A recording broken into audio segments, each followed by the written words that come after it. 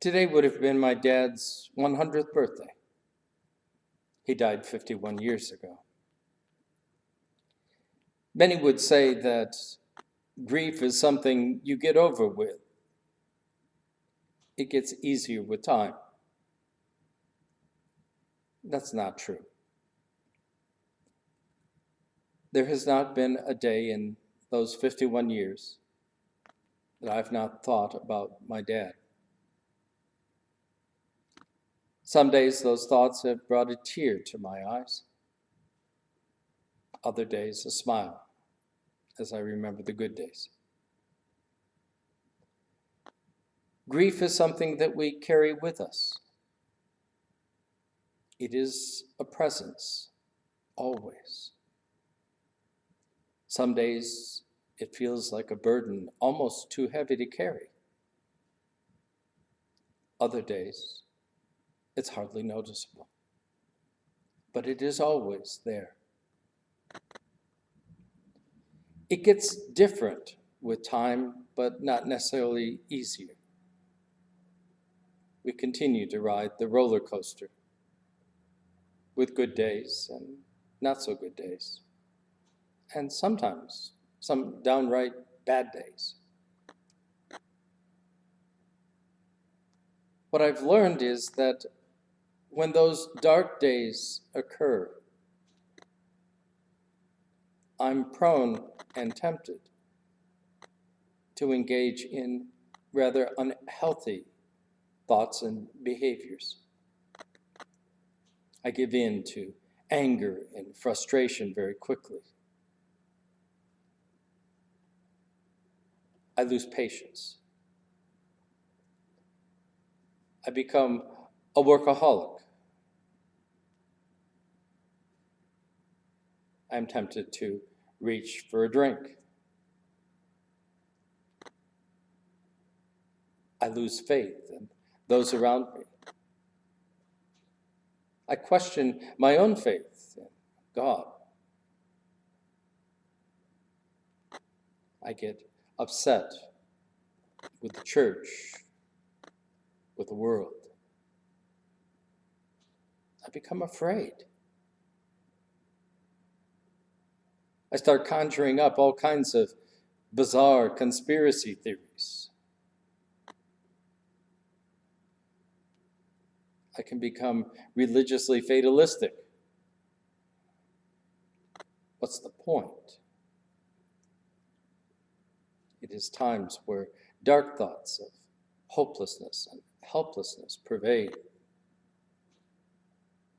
It is a scary, frightening, and at times dangerous place to be. We are going through a time of intense grief for all of us. Over and above the normal grief that comes just because we are alive and have attachments to people and things,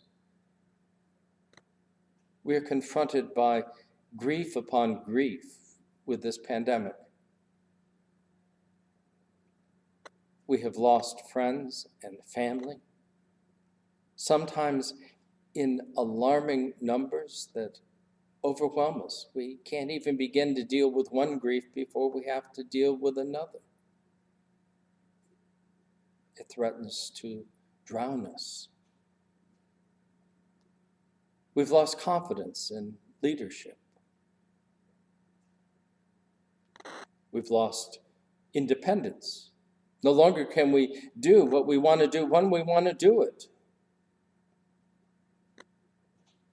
We've lost spontaneity, adventure, security. Many of us have lost touch with our faith communities during shutdowns or hunkering down.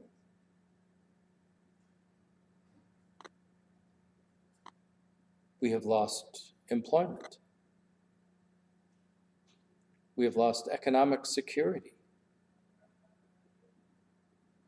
we've lost a sense of future.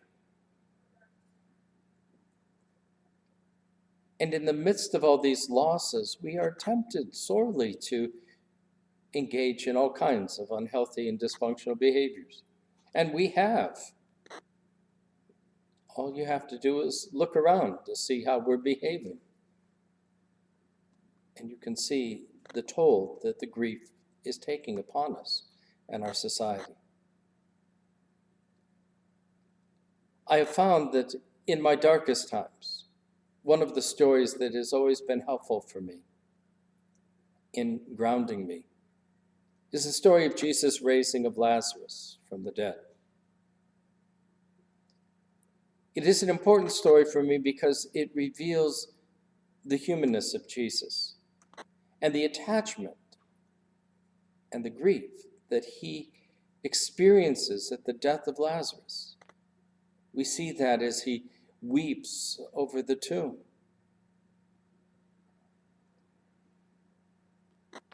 We also see the power of God to raise even the dead to new life. But most importantly for me is that while it is Jesus and God who do the raising,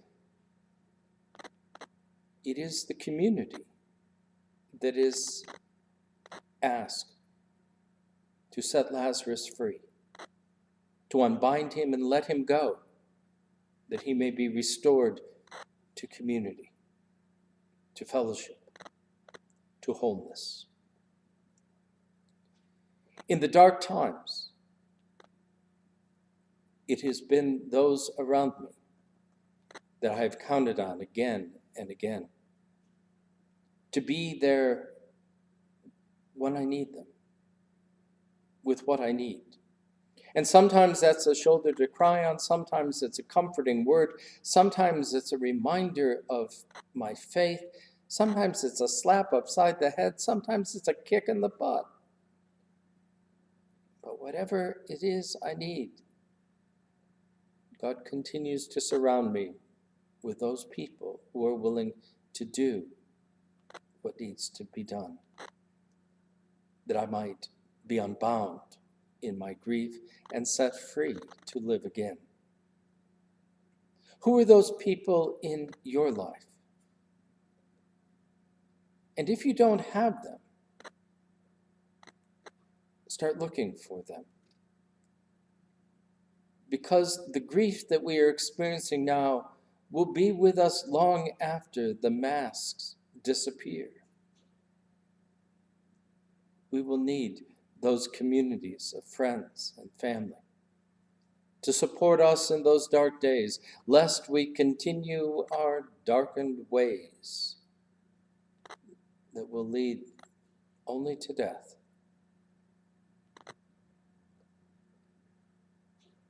I used to think of my dad's death as the great tragedy in my life, and in some ways it truly was. But I've also been able to recognize it as a gift. That it has enabled me to walk with countless others in the midst of their grief journeys. Seek people like that out. And on your strong days, perhaps you too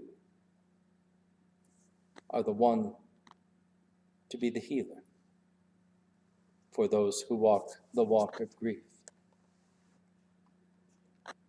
Healer of our every ill, light of each tomorrow, give us peace beyond our fear and hope beyond our sorrow.